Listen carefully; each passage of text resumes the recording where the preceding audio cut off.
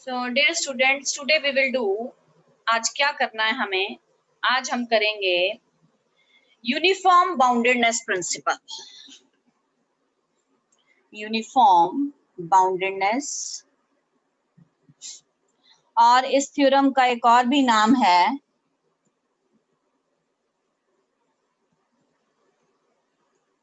Uniform boundedness principal या बनाक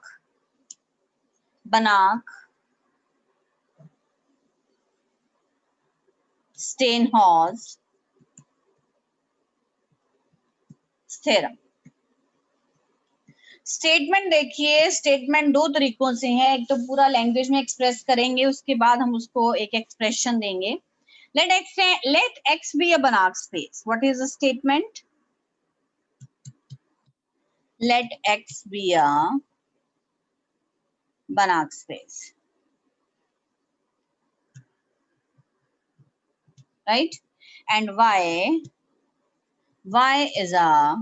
be a norm linear space. So first of all, what you have to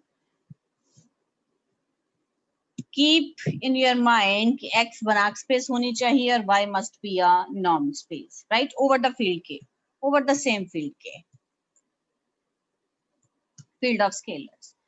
Now we will take a set of bounded linear operators. If a set of bounded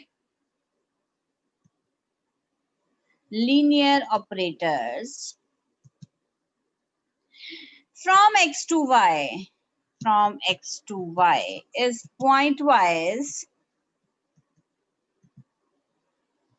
pointwise bounded, then it is uniformly bounded.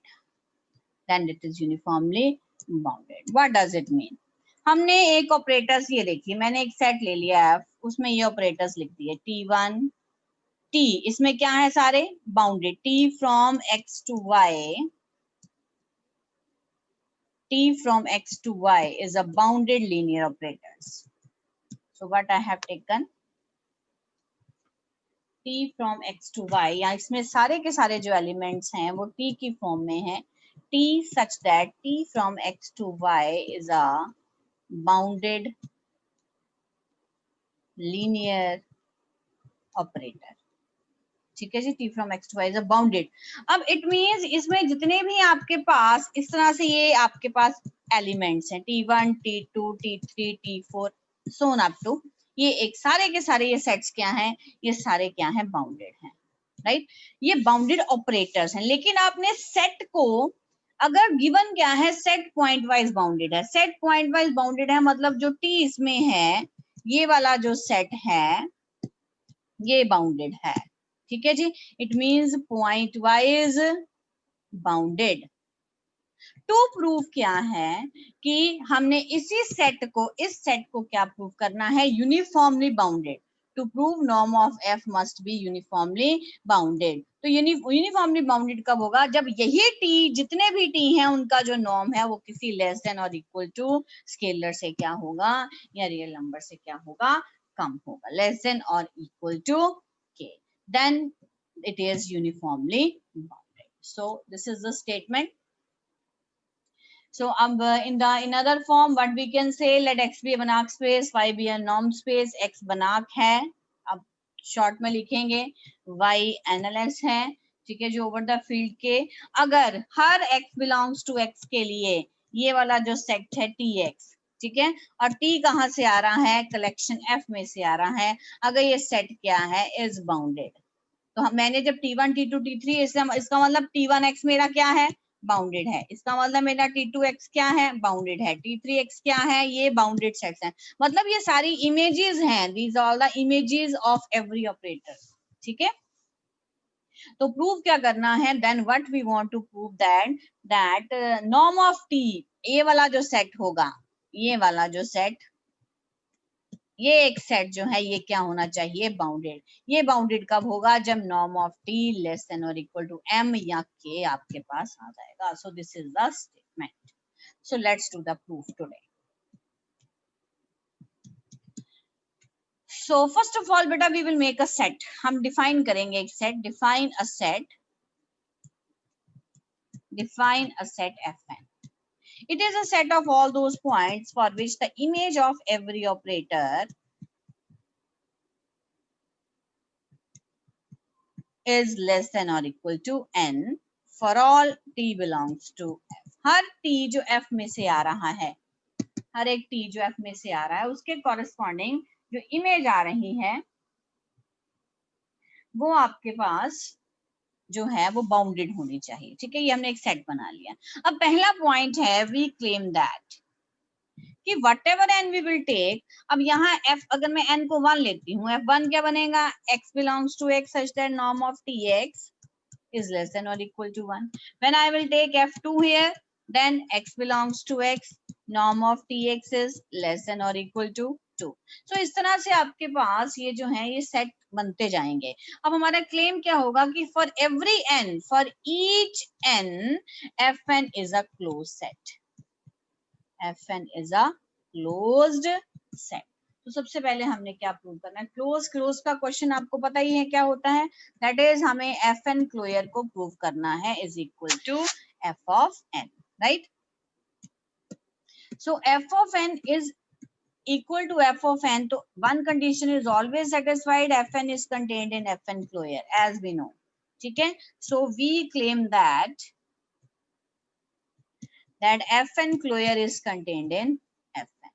so क्या करेंगे, इसमें एक point उठाएंगे, ले लिया हमने point, let x belongs to fn cloyer be any point, arbitrary point for n belongs to n. Fix ले लिया, be arbitrary but n is a fixed point, ठीक है। तो corresponding to the definition there exists a sequence xk in fn such that xk is tending to x as k tends to infinity, as k tends to infinity. अब xk किस में आ रहा है बेटा, fn में, और जितने भी xn fn में आ रहे हैं उसकी जो इमेज की जो लेंथ है वो लेस देन और इक्वल टू समथिंग आ रही है। इसका मतलब नॉर्म ऑफ txk की जो लेंथ आएगी वो आपके पास लेस देन और इक्वल टू n आएगी for all t belongs to the set f and for all k belongs to n, ठीक है। नाउ चलो हम इसको एक नंबर दे देते हैं, पीछे भी एक मार्क किया हुआ है हमने number. Now each t bounded है, मतलब t continuous है, as t is bounded it implies t is continuous. t bounded क्यों है, क्योंकि वो bounded set के ऑपरेटर्स के सेट में पड़ा हुआ है, ठीक है। अब अगर x के x को टेंड करता है as k tends to infinity, तो t of x के किसको टेंड करेगा, t of x तो as k tends to infinity, ठीक है जी। तो अगर वेक्टर जो है एक दूसरे को अप्रोच कर रहे हैं तो इसका मतलब limiting value of t xk is equal to tx, it implies limit k tends to infinity, t of xk its norm is equal to norm of tx, right? so it implies t of x norm, हमने इनको interchange कर दी position इनकी, और ये norm जो है वो हम अंदर ले गए क्योंकि norm is always a continuous function, ये आ गया, ठीक है। और आपको पता है ये क्वांटिटी नंबर 2 से क्या है, लेस देन और equal to n. It implies t of x norm is less than or equal to n for all t belongs to f, right?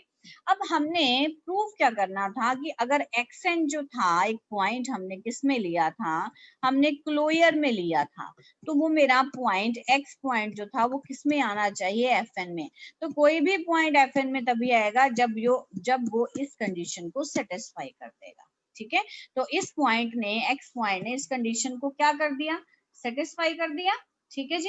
तो इसका मतलब x जो है वो किस में आ गया, x आ गया आपका fn में for all n belongs to n। इसका मतलब हर fn जो है वो क्या हो गया, close. It implies each fn is closed किसमें, set in x, each fn is closed, क्योंकि आपका जो fn सेट है it is the set of the elements from the domain for which the value of the image is less than और equal to n।